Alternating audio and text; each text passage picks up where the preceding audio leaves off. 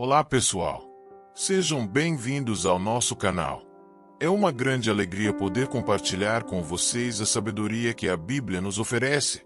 Um livro que não só conta histórias antigas, mas também traz ensinamentos valiosos para a nossa vida hoje. Neste canal, o nosso objetivo é explorar as Escrituras de forma profunda e acessível, trazendo reflexões, explicações e, claro, inspiração para que possamos aplicar a palavra de Deus no nosso dia a dia.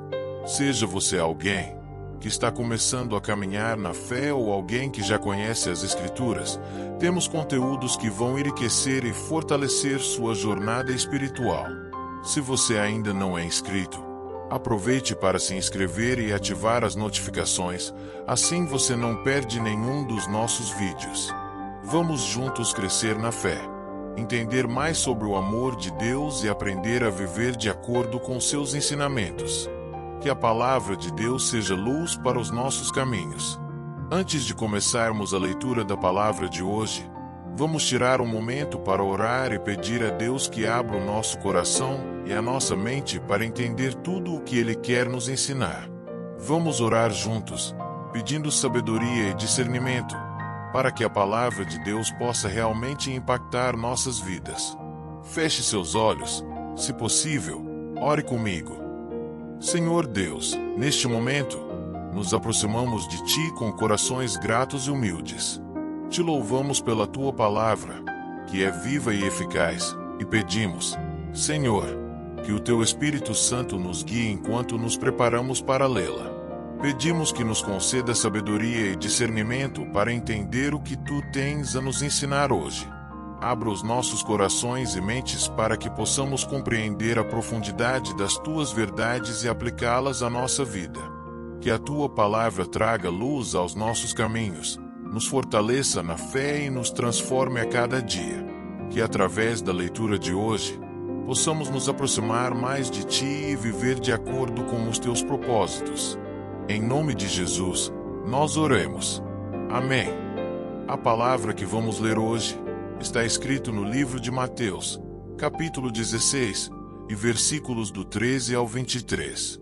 E chegando Jesus às partes de Cesareia de Filipe, interrogou os seus discípulos, dizendo: Quem dizem os homens ser o Filho do Homem? E eles disseram, uns, João Batista, outros, Elias, e outros, Jeremias ou um dos profetas.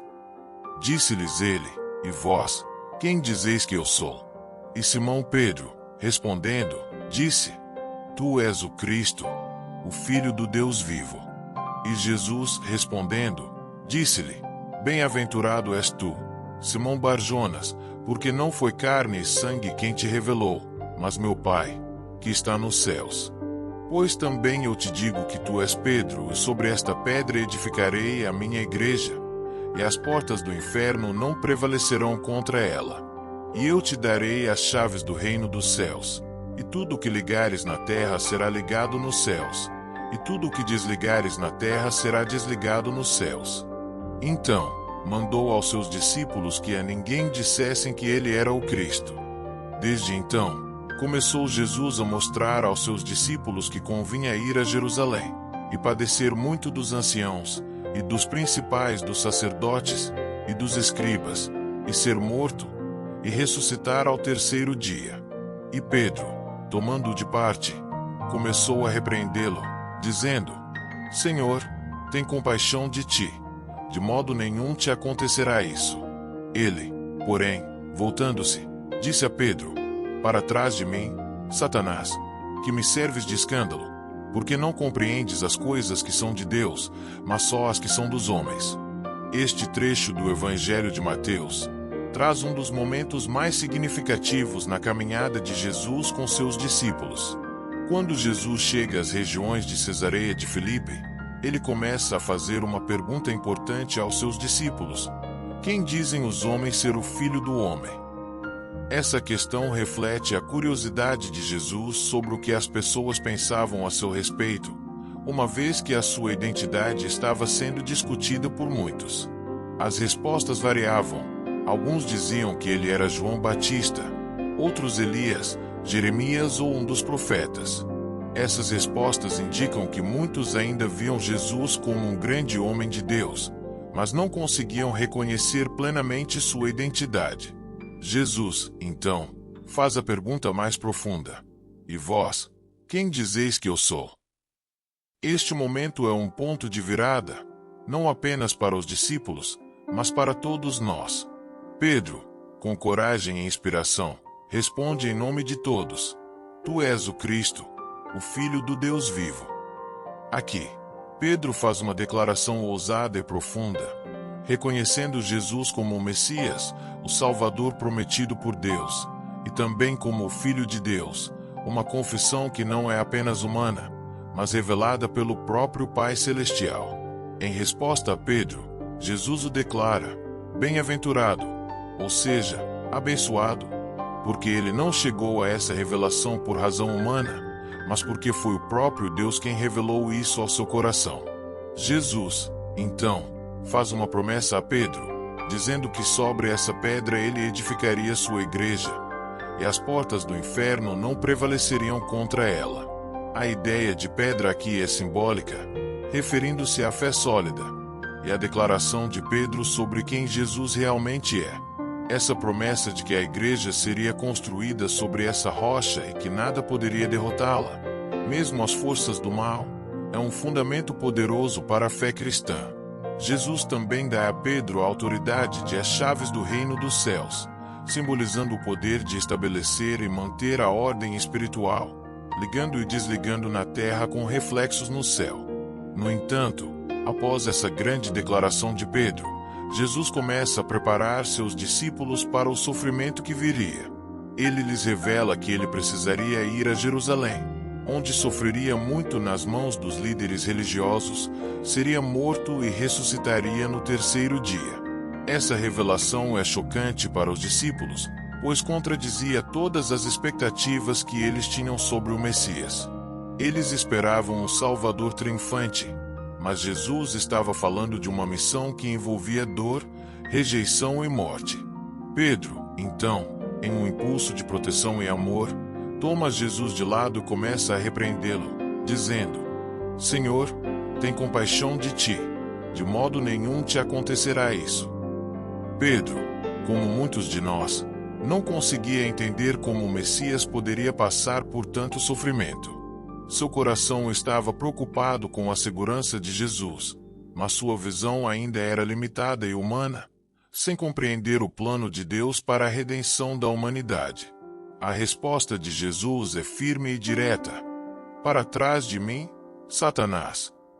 Jesus não estava chamando Pedro de Satanás, mas estava identificando que, ao tentar desviar Jesus de sua missão, Pedro estava agindo de forma contrária ao plano de Deus, influenciado por uma visão humana, não divina.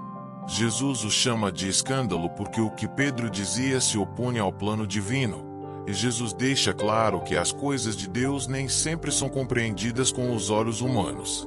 Esse episódio nos ensina sobre a verdadeira natureza da missão de Cristo e como, muitas vezes, nossa visão limitada pode ser um obstáculo para compreender os caminhos de Deus. O sofrimento de Jesus era essencial para a salvação da humanidade, e mesmo que fosse difícil para os discípulos aceitarem, era o único caminho possível para a redenção. A fé verdadeira, como Pedro demonstrou ao reconhecer Jesus como Cristo, deve estar fundamentada não nas expectativas humanas, mas na revelação divina e no entendimento de que os planos de Deus são mais profundos e amplos do que nossa compreensão pode alcançar. Antes de encerrarmos, gostaria de convidar você a se unir a nós em oração. Vamos aproveitar esse momento para falar com Deus, agradecendo pela palavra que ouvimos e pedindo que ela se fortaleça em nossos corações. Vamos orar juntos.